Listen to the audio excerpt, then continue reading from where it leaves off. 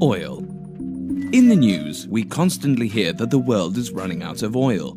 This should mean that worldwide supply will be smaller and the price of oil will be higher. However, the opposite is happening.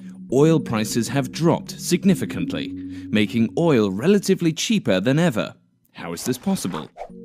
The price of oil, gas and coal is formed by supply and demand.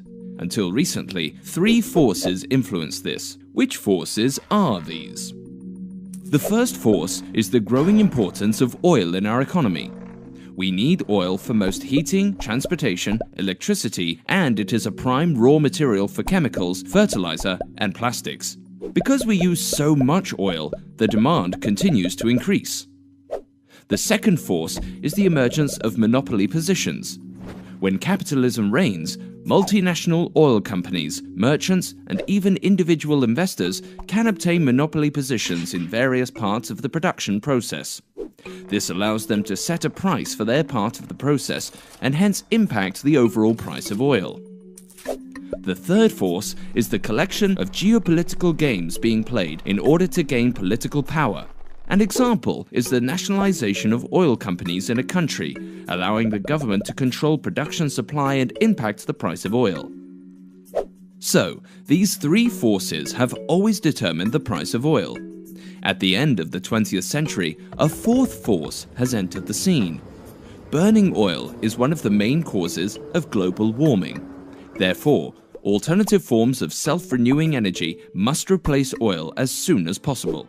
For this to happen, the price of oil should be higher and therefore fairer than it is now. This would make renewable sources more attractive to use. However, the price of oil still seems to be controlled by monopoly positions and geopolitical games.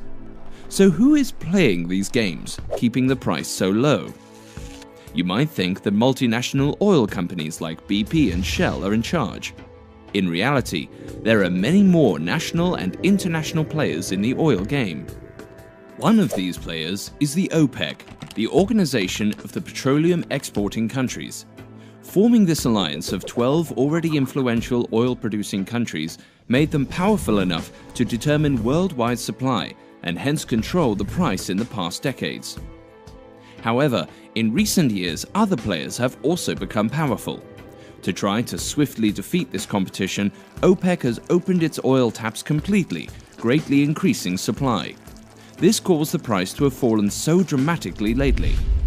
Such a low price is not favorable for any oil-producing countries, so even the countries within OPEC are suffering. Yet, founder Saudi Arabia persists in hope of defeating competitors and securing OPEC's dominance in the worldwide oil trade. One of the powerful new players is Russia. Whenever OPEC carefully decreased production to stabilize the price of oil, Russia gradually increased its market share. This has resulted into Russia becoming one of the world's leading exporters of oil. Another major player, China, uses different tactics. Instead of taking on the competition, they economically stimulate several poor countries, mostly in Africa, in exchange for the rights to drill there and import the oil directly to China. This allows China to keep most of their oil trade away from the world market.